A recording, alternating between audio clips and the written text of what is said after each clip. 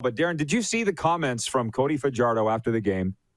And I read them on 3downnation.com about the social media hate that he was taking. And it was interesting what he said. He goes, not just Rider fans, there were Winnipeg fans in there too. I've had these talks with Cody in his time with the Roughriders, and he knows, because he knows everybody's been kissing the ring and kissing his butt for 2 years. He knows that, Moose. But he knew the second thing started to slide the other way, it wouldn't be that way. He knew that. Yeah. Doesn't make it any easier to deal with. And the quote, I wrote it down, it takes a toll on your body mentally as well. And I think the point, and I know you'll have some on this, Darren, but mine is this. He's imploring the fans to back off on Twitter and so whatever, Instagram now. And my thing is, there was a junior hockey coach. It was Mark Lamb. You might remember 5, 6, 7 years ago, in a news conference, asked the fans of the Broncos to back off. He's like, these are young kids. It's affecting them. And I wanted to call him and say, Mark, you're not going to change people. So you need to deal with your players and how to deal with this hate. And that's what I would tell Cody Fajardo, because I know for a fact, at least the last I knew, the Roughriders don't have a mental strength coach or mental health coach on their staff, because I offered a friend of mine and Riders weren't interested. But these players can't deal with this on their own. Now, Cody went out and shot the lights out the other night, had a pretty good game, and the Riders are who we thought they were. But my heart sank when I saw Cody saying that. The fans need to realize that players have feelings too. That's my take on that. What's yours?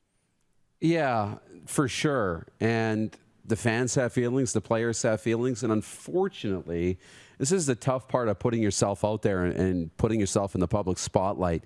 This is a little bit of, the price you pay to be an athlete, to be in the public eye. Whether you're a politician, whether you're an athlete, whether you're a musician, anything out there that, you're going to be in the public spotlight, you open yourself up to that scrutiny. And you have to be not okay with it. Nobody's okay being told you suck. Nobody's okay being told all these negative things. That never feels good. No matter how much money you have in the bank, no matter how popular you are, no matter how many advantages you've been afforded in life, it never feels good to hear negative things about you. But you have to find a way to manage that. And whether that's staying off social media, turning your mentions off, tweeting your things but not looking at replies, not scrolling social media. You can't have your cake and eat it too. You can't, be in the spotlight but then not have any of the negatives that come along with it. It's just not part of reality. So you have to be okay to deal with it. And I understand, Cody, and I bet that win was a little bit more of relief to not have that pressure, that negativity coming around your organization, because you can't shut it out completely. You're going to hear it somewhere, whether it's Coffee Row, whether it's, friends and family saying, did you hear what these people are saying? Did you hear this comment? Did you see that? It's part of it. It's not good. Nobody likes it. But you have to kind of understand that it goes along with it. And, it's a little bit of the danger pay. You get paid more money to play football than you do to do other jobs, right? To be a star, to be in the spotlight. And the quarterback gets paid more than the offensive lineman, or gets paid more than, other players on the football team, because they deal with more of that pressure as well, right? So it's part of what goes along with it. Cody knows that, but I completely sympathize with him, because no matter who you are, how popular you are, how big you are, how much money you have, it never feels good to hear negative things, ever. Swanee writing from the 471. Just joining you guys, coming off night shift, mining potash underground. Risk my life every day. Boo-hoo. You get to play a game, Fajardo. I like the dude, but come on. Oh, no. Spicy. Where are you guys on that one? They're saying Cody stuck it up, Buttercup. Good one, Rod. Well, Swanee in the 471, when somebody comes at you, because you're hiding behind Swanee, Cody Fajardo's out there every day putting his nuts on the line, and everybody knows. That's not to say that he's more or less courageous than you, but nobody's coming at you, I don't think.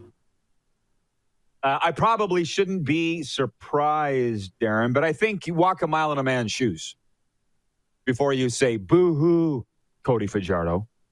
Yeah, Swanee's a regular listener, and I love his support.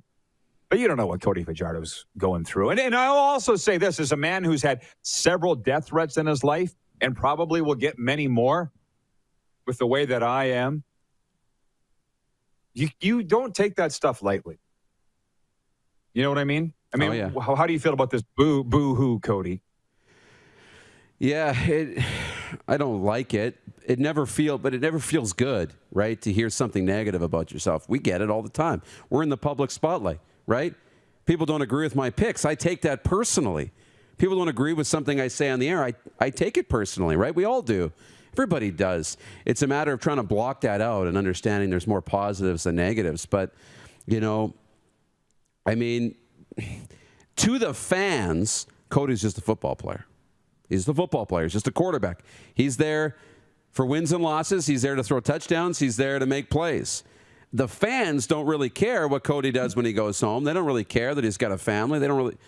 To them, might as well be a video game player, right? But he's a person, and you got to understand that, and you got to kind of respect that a little bit too, and understand he's got feelings. He's putting his name on his jersey and going out there every week, and you know exactly who he is, and he's got to go out in the community, and he's got to deal with those things. So it's a little of column A, a little of column B. It's something that's gone on for a long time, but we have to understand these are people too. Hey, everybody. Thanks for watching the RP Show on YouTube. And don't forget, we're live daily on YouTube from noon to 2 Eastern. If you like what you see, hit subscribe. And if you like the program, check around for other segments of The Rod Pedersen Show here on YouTube.